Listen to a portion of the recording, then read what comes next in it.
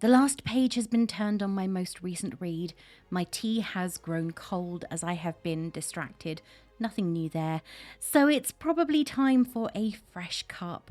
The taste of cold tea has never appealed, and I really don't understand the attraction of sweetened iced tea at all. Seriously, what is so great about it? Can anyone tell me? It's another week and another book. And as you know, I like to talk about different genres, but I do have my favourites. So I have picked up a book that I read a few months ago and enjoyed so much that I had to buy myself a copy when it was officially released. So my opinions probably aren't going to be much of a surprise. I am happy to be able to say that my reading has again taken a bit of an uptick, though not quite as strong as I would have liked. And of course, it being a long weekend, at least here in the UK, I do have a few treats on my reading list, including a novel that I am really looking forward to beatering. I really have some talented friends. Despite the fact that I have read this book previously, as I didn't have a hard copy until this week, it hasn't previously appeared on my socials, though I have certainly recommended it to enough people that it probably should have.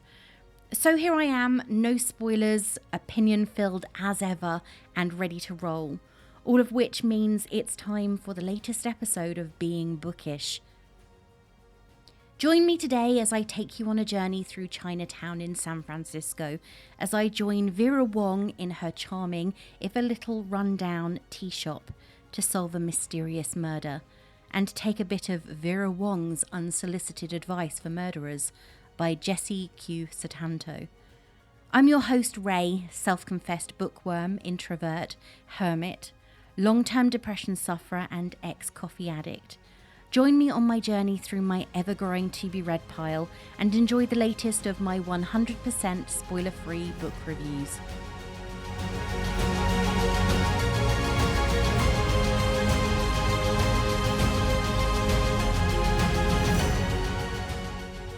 I'm going to be upfront and admit it right now. I have a thing for cozy mysteries, though that probably isn't news to those of you who've been around here for a while.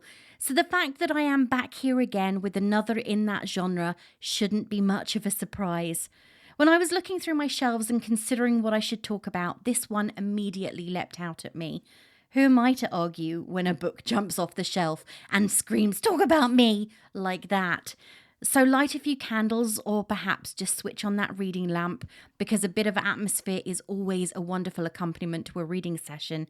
Get yourself a fresh cup of something hot or a glass of something chilled, depending entirely on when you're listening, of course. And let's get started. Put the kettle on, there's a mystery brewing. Tea shop owner, matchmaker, detective. 60-year-old self-proclaimed tea expert Vera Wong enjoys nothing more than sipping a good cup of oolong and doing some healthy detective work on the internet, aka checking up on her son to see if he's dating anybody yet. But when Vera wakes up one morning to find a dead man in the middle of her tea shop, it's going to take more than a strong long jing to fix things. Knowing she'll do a better job than the police possibly could, because nobody sniffs out a wrongdoing quite like a suspicious Chinese mother with time on her hands, Vera decides it's down to her to catch the killer. Nobody spills the tea like this amateur sleuth. Vera Wong is perfectly happy. Her life is full of routine. She gets up in the morning, opens her tea shop and serves the few regular customers who darken her door. For many months, she has been competing with newer businesses that have been popping up, including a nearby French bakery. However, despite her son Tilly telling her she should shut up shop and simply retire, she cannot face the idea of not doing something she loves every day. She knows that things are quieter, that she doesn't have as many customers as she once had, and that her beloved tea shop, full of the rarest and most delicious teas, is in need of some work. Fresh paint on the walls and better furniture, for the start. But that doesn't mean that she should just give up. Without the tea shop, her life is empty, as she can hardly get her son to answer the phone when she calls, let alone come and visit. One morning, all of this changes when she goes to open her shop and discovers the dead body of a complete stranger lying on the floor. The shop is a complete mess, and this man she doesn't know appeared overnight. Before the police can arrive, she relieves the body of a USB key that he was grasping tightly in his hand, and then everything is chaos. For some reason, Vera has no faith in the ability of the local San Francisco police to solve the murder of this man who invaded her space and turn her life upside down. And with this belief in her head, she starts her own investigation into the mysterious death of Marshall Chen. For all that Vera spends a great deal of her time on her own, she is very clever at inveigling her way into the lives of others, and armed with the knowledge that it appears every Chinese mother has to hand, Vera packs up some homemade food, and to be honest, the menu sounds delicious, and heads to the home of her murder victim, unsure of exactly what she's going to find, but sure whoever she meets will be able to help her with her inquiries. She arrives at the Chen house, where she meets Julia, Marshall's wife, and their toddler daughter, the introverted and very shy Emma. The bond is almost instantaneous.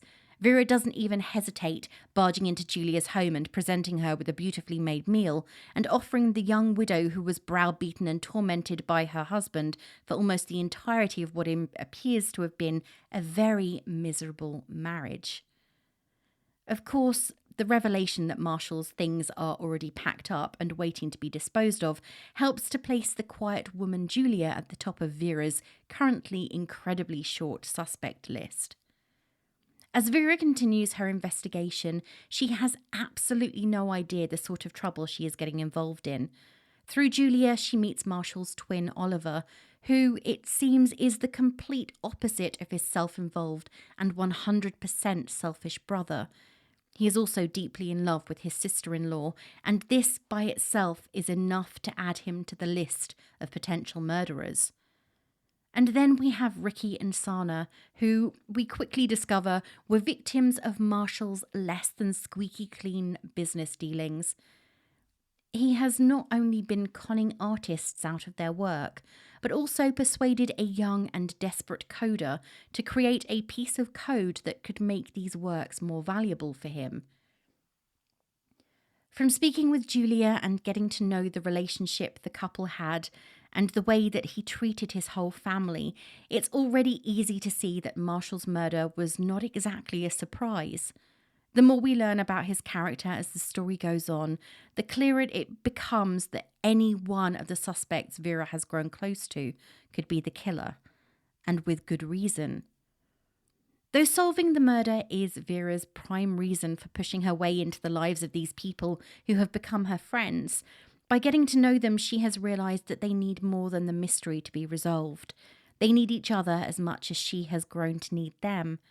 So in a move that seems to be incredibly grandmotherly, she starts to try and make their lives better, giving them all reasons to develop closer bonds, to build a relationship that isn't all about Marshall and the connections that he introduced. Yes, she's a matchmaker. No mystery would be one without one final, almost painful twist, and this book is no different. The twist is unexpected in the way it materializes, and though I am not going to reveal what it is, I will say that it is a testament to the friendship bonds that Vera, Oliver, Julia, Ricky, Sana, and Emma have built, that they all come through it relatively unscathed. And then, of course, we have the final act. The murderer and the motive are revealed. Will they be able to get through this? Will their friendship survive? Well, you'll have to read the book to find out, because to reveal all of that would be a massive spoiler. That would ruin the book for anyone who hasn't read it. And you know me, this show is spoiler-free.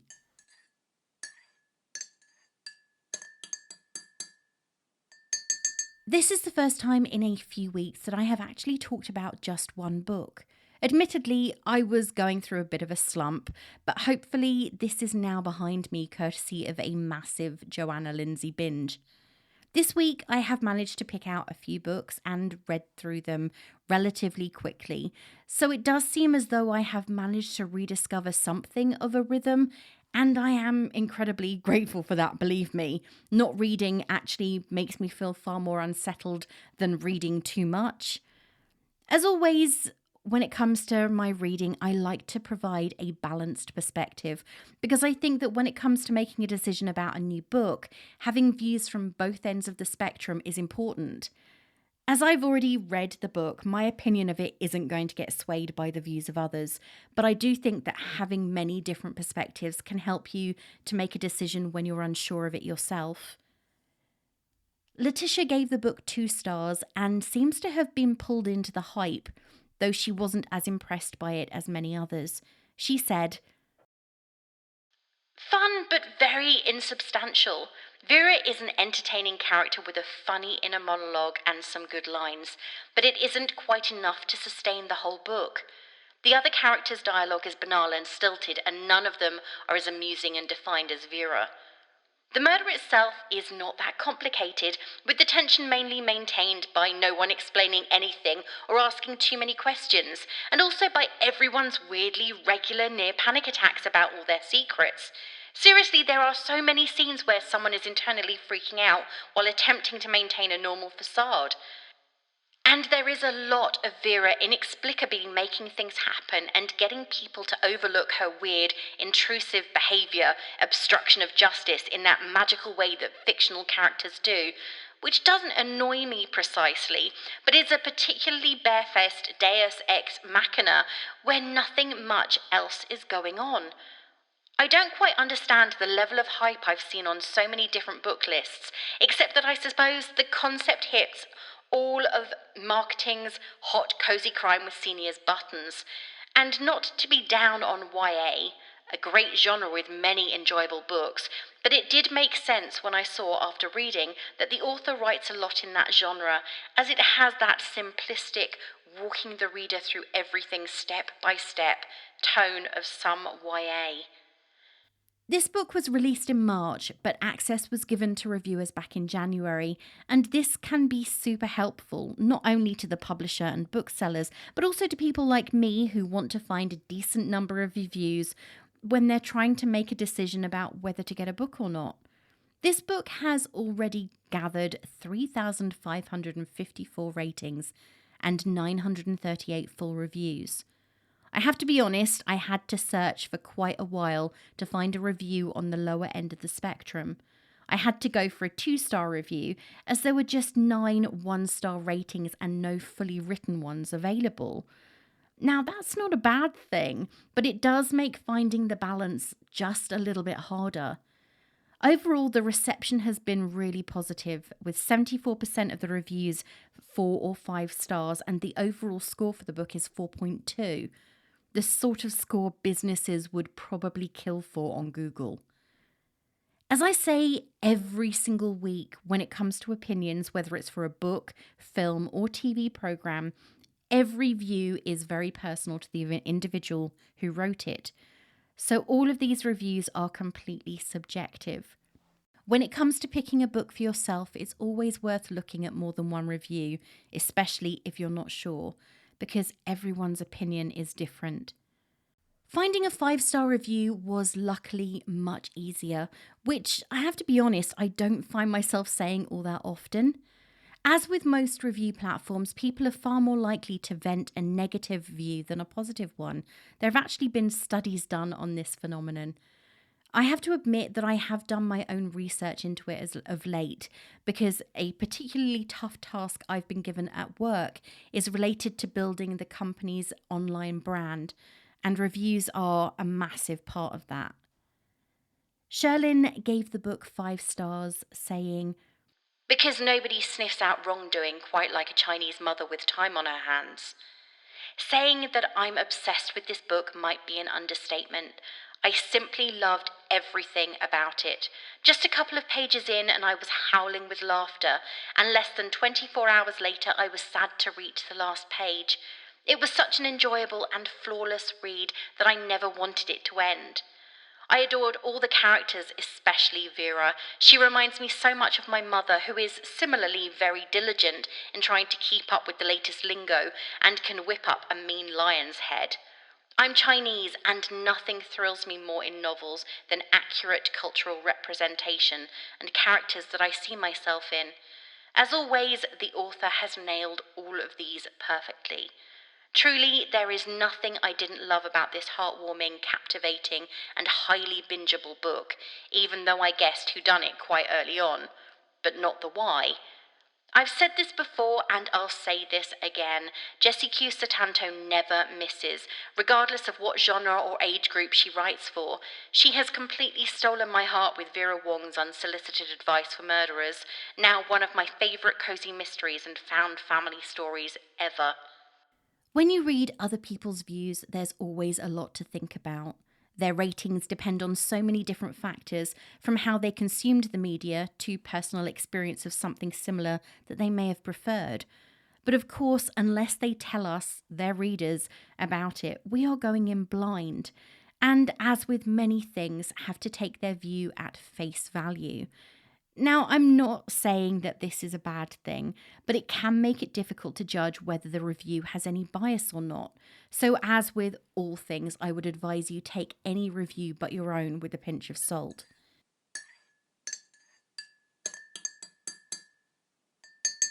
Anyway, now that I've told you about other people's views, let's get down to it. Here are my thoughts on Vera Wong's Unsolicited Advice for Murderers by Jesse Q Sutanto. Completely spoiler-free and 100% honest. Did I like the book?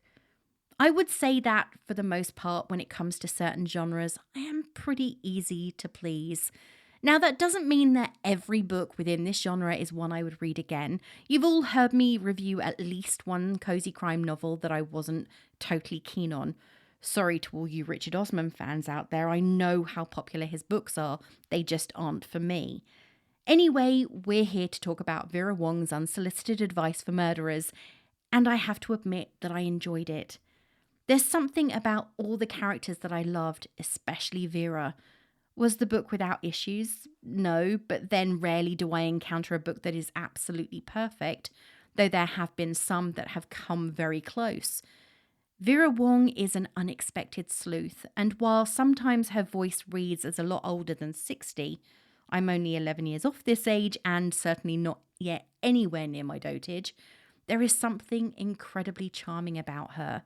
She enchants everyone around her, the voice of reason and mother figure that they're all missing, and it is this characteristic, her warm and sometimes pithy nature, that calls to the people who flock to spend time with her. All the while, Vera is poking her nose into everyone's lives and trying desperately to solve a murder she doesn't think the police are capable of resolving. You can see that she's working to fill the gap in her life where her son should be. She has been running her tea shop for several years, and her son has been trying to persuade her to shut up shop and move away because business isn't great, and the entire area is slowly becoming more and more gentrified as the years go on. Vera is stubborn. She likes her independence, and she loves the fact that despite only having a few customers, they are loyal to her business, and she feels as though she is doing something that helps her community. It is this, I think, personally, which makes people seek her out. They can sense that she is not only someone who will comfort them, but she is also in need of comfort and reassurance herself. As I read the book, I found myself identifying with Vera more and more. She was desperate to get involved with the mystery of the dead man found in her tea shop because she wanted to prove herself useful again. Her son Tilly tells her repeatedly that she is too old and that she should retire, yet he seems to have little understanding of his mother and the reasons why she felt the need to stay right where she is. Though a lot of relationships are built in the book, with Marshall's widow, Julia, Sana the computer expert, Ricky the artist, and Oliver, Marshall's twin, for me the best relationship and the most adorable one was the bond that so quickly built between Vera and Emma, the often incommunicative and shy toddler daughter of Marshall and Julia. The moment the two meet, it is as though they are exactly what the others need. Emma struggles with strangers and her father terrified her, and her mother is the one she clings to. In Vera, she has someone who doesn't treat her as though she is special. She just is.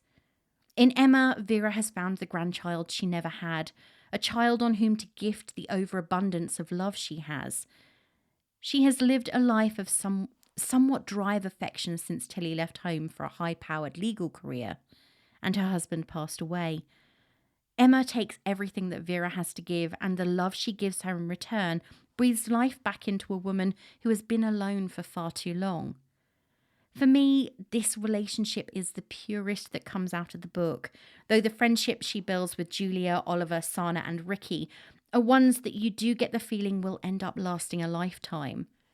Vera is doing something exciting and proving, both to herself and to her inattentive son, that she still has a lot of life left in her, which I think is something that he needs to realise, as for some reason he is under the impression that reaching 60 means that your life is all but over and you're no longer capable of making decisions for yourself.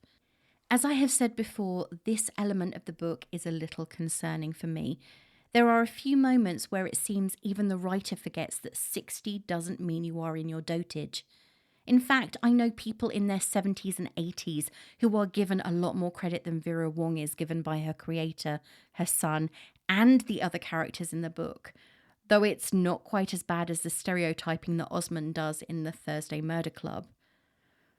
Though it does have a few issues, specifically with the interpretation of age, I love the writing, the characters, and the plot, which I felt contained enough red herrings to keep even the most clued-in cozy mystery fan busy until the end. I should probably talk about the mystery that is centre of the book. However, for me, it was secondary to the character development and the relationships. So while I have to admit that I didn't guess who done it, that may have had a lot more to do with my focus being elsewhere when I was reading the book, rather than it being less than obvious. That having been said, though, the mystery behind the murder, motive and murderer included, was very subtly and carefully created. If you aren't distracted by the multiple intricate relationship plots being built around Marshall's not quite so tragic death, then you might read more into the little Easter eggs being dropped in here and there. And I say might because they are incredibly tiny and not as obvious as they can be in other novels of this type. Overall, this is a book I would recommend, and indeed I have done so already. I enjoyed it enough that I went out and bought myself a physical copy to add to my ever-growing cozy mystery shelves, even though I have read it before, purely because Vera Wong is the sort of character I want to have in my life. Will I read more by Jesse Q Sutanto? I find it interesting to note that Sutanto's genre of choice is usually YA, because I didn't get that vibe when I read Vera Wong's Unsolicited Advice for Murderers. However, looking through the rest of her back catalogue, I can see that there is a common theme, and not one I'm averse to. The Four Aunties she has created in books such as Dial for Aunties and Four Aunties and a Wedding, both stories in her Aunties series, look to combine cozy mystery with comedic matchmaking aunties. I guess that this is a very cultural thing that I have to be honest I am not familiar with, but I would like to learn more. I am definitely going to pick up one of Sutanto's other books to see if I warm to these characters in the same way I grew to love Vera, Emma, Oliver, et al. She certainly has a way of creating people you develop affection for, and that, for me, is a great strength when it comes to writing. So yes, I will definitely read something else by Sutanto. I just don't know what or when quite yet. If you're looking for something like this, or you loved this and want something else, then you'll love these. Well, this is the easy bit because as this is a genre I absolutely love, there are plenty of books to choose from. Cozy mysteries are the sort of books that you can sit and absorb on a Sunday afternoon. It's raining outside and you've got a steaming cup of tea and a plate of chocolate digestives on the coffee table. Doesn't that sound like absolute bliss? My mouth waters at the mere thought of it. Anyway, here are just a few recommendations I don't ever hesitate to make, because I truly believe you can't go wrong with a bit of mystery that is less gore and terrifying thoughts, and more Jessica Fletcher and Murder, She Wrote in Cabot Cove. A show I have to admit that I love and will regularly watch repeats of. That being said, if you're like me and enjoy Murder, She Wrote, I would definitely recommend you head over to YouTube and watch the comedic analysis videos by Pushing Up Roses. They're brilliant. The first book I'm going to recommend is Grave Expectations by Alice Bell. It's released on the 4th of May and is a funny but also somewhat dark tale of murder, mysteries, and a medium and her teenage spirit guide as they get stuck in the middle of nowhere following the death of a wealthy grand matriarch. I recently read another somewhat supernatural cozy mystery, Gin Palace, by Tracy Whitwell. This is the second book in a series that began with The Accidental Medium and is really well written. A little darker than Grave Expectations, but no less enjoyable. Tans is an actress who also happens to be all too closely connected to the spirit world, and this connection could end up getting her killed if she isn't too careful. I have the first book in the series to read, but if you want to read a full, spoiler-free review of the second, you could head over to my website. Turning from mediums to food, a surprise new entry on my recommended list is The Proof in the Pudding by Rosemary Schrager. Yes, the cook, Rosemary Schrager.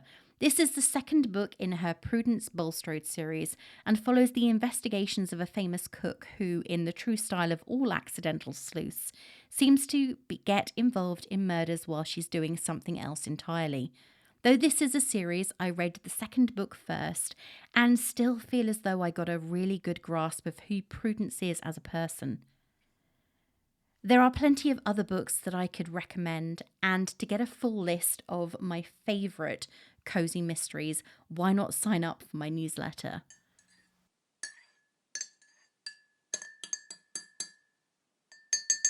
This week has truthfully been another relatively quiet one when it comes to reading, and though we are 10 days into the month, I have only read my way through 2 books. I have decided somewhat subconsciously, I suppose, that I am going to start taking my reading a little bit slower. I've reduced the number of book tours I'm signing up for, and I've also started to look far more carefully at the books I'm picking on NetGalley. Rather than picking anything and everything, I'm considering my options and really only requesting the ones I actually want to read. In the past, I have picked so many that the books on my TBR have been abandoned to the deadlines dictated by release dates. That's not to say I am reducing that figure down to 0, because I have been introduced to some amazing authors and brilliant books, many of which I have gone on to purchase upon their release. But reading should always be a pleasure that you do on your own timetable. Once you're out of education, of course, because who hasn't read a few books they didn't like when at school? I know I did. Thanks to Easter, I have a 4-day weekend, like most people in the UK. But strangely, that meant work was 10 times as busy as previous weeks. Not only because it was the first week of the new financial year, but also because it always appears that you're trying to fit a full week of work into fewer days. Though I didn't read as much this week, there are 2 boxes of new books on my dining table just itching to be opened. And as soon as I have a few outstanding tasks ticked off my to-do list, they are the very next thing I'm planning on doing, and I truly cannot wait. In other good news, here's the latest from my Goodreads list, something I haven't updated you on in a while. As of this week, my list is at 66 books. Now, that may not seem like a lot to quite a few of you.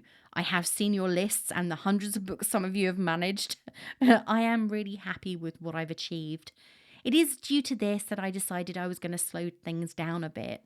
A large number of these books were new, and though books are at the core of my disposable income spending, when you check your bank balance and discover that you've spent over £200 in a single month on new books, it reaches a point where you need to take a step back, or at least slow down just a little bit, right? I finally gave in to the urge that I have been ignoring for a good few weeks and invested in another bookcase that will take up the final bit of space in my studio cum office. I've been looking at this 1 meter length of wall and contemplating what I was going to fill it with for a while. Originally, the plan was to get another canvas with a sea image on it because I have a thing for the water. But then I measured it again, checked out sizes on IKEA, and realised that I would actually be able to give my book collection a bit more room to grow. So here's the excuse to buy even more books.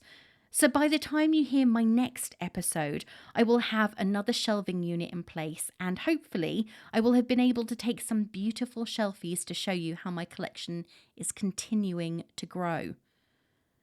So my book buying and acquiring habit continues, and I keep on looking for books to add to my wish list and my physical bookshelf. So if there is anything on your TBR that you think I would love, I am not averse to getting more books, as I've already proved. So definitely pass the titles on to me. You can send me an email at notbeforecoffeepodcast@gmail.com or DM me on Twitter or Instagram, and I will be sure to check it out. Don't forget, if you want to hear about new releases and other books I've read and keep up with my reviews, you can sign up for my newsletter on my website, beingbookish.co.uk. Well, that's it for this week. Thank you for listening. If you like what you hear, why not share it with your friends and family, and please post a star rating on Apple Podcasts, Spotify, or any of the other podcatchers where you listen. You can follow me on Twitter at being_bookish and on Instagram at beingbookishpod, or you can check out my website, beingbookish.co.uk. Well, I've got a lot to get ready for next week, and a new book is calling me at last. So until next time, this is me saying farewell.